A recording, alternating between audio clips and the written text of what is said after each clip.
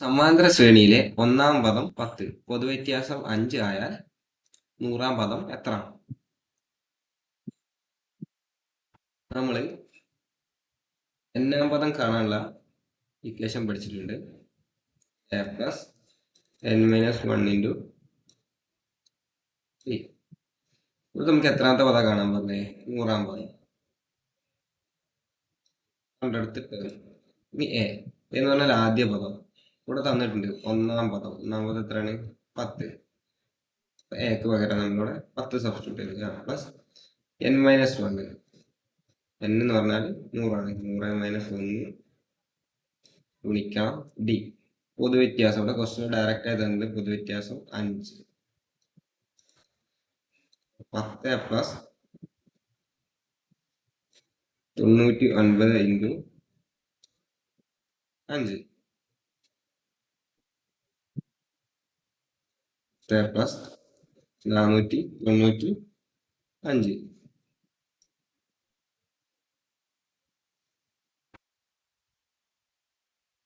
നമ്മുടെ ആൻസർ 505.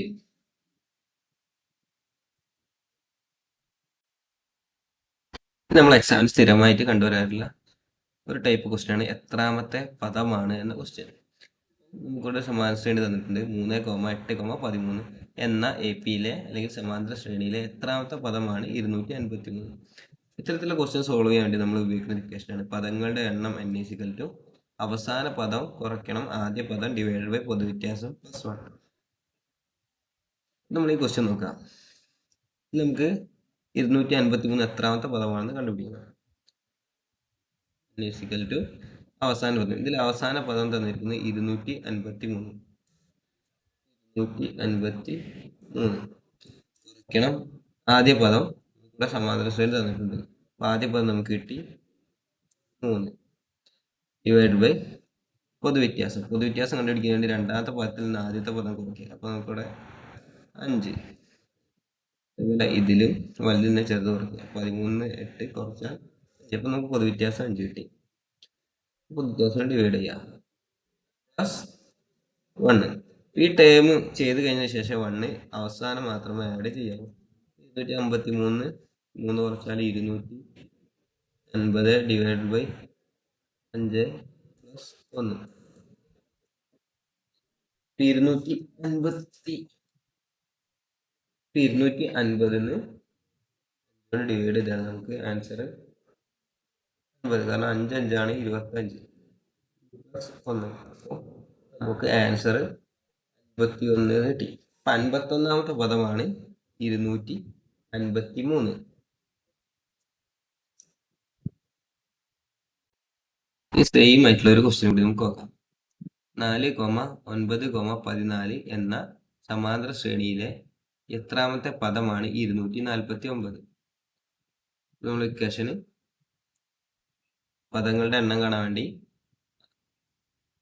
അവസാന പദത്തിൽ നിന്ന് ആദ്യ പദം കുറച്ചിട്ട് അതിനെ പൊതുവ്യത്യാസം കൊണ്ട് ഹരിക്കുക. അതിന്റെ ശേഷം 1 കൂട്ടുക. നമുക്ക് അവസാന പദം ക്വസ്റ്റ്യനിൽ തന്നെ 249. ആദ്യ പദം 4 ഡിവൈഡ് ബൈ പൊതുവ്യത്യാസം. പൊതുവ്യത്യാസം കാണാൻ വേണ്ടി രണ്ടാമത്തെ പദത്തിൽ നിന്ന് ആദ്യത്തെ പദം കുറയ്ക്കുക. 9 4 കുറച്ചാൽ 5, 14 9 കുറച്ചാലും 5. നമുക്ക് പൊതുവ്യത്യാസം 5. ഇവിടെ ഒരു പ്ലസ് 1 ഉണ്ടാവും. 249 4/245 ഡിവൈഡ് ബൈ 5 പ്ലസ് 245-നെ നമുക്ക് 5 കൊണ്ട് ഡിവൈഡ് ചെയ്യണം. നമ്മൾ ഫസ്റ്റ് ഇവിടെ 24 എടുക്കാം. 24-ല് 5 എത്ര പ്രാവശ്യം പോകും? 4 പ്രാവശ്യം. 4 5 ആണ് 20. 4 5 20. ബാക്കി ഇവിടെ 4 ഉണ്ടാവും. 45 ബാലൻസ് വരും. 45-ല് 5 9 പ്രാവശ്യം 49 ബൈ 5 ഉണ്ടോ? 5 കട്ട് ചെയ്ത് പോയില്ലേ? Plus 49 plus 1 50.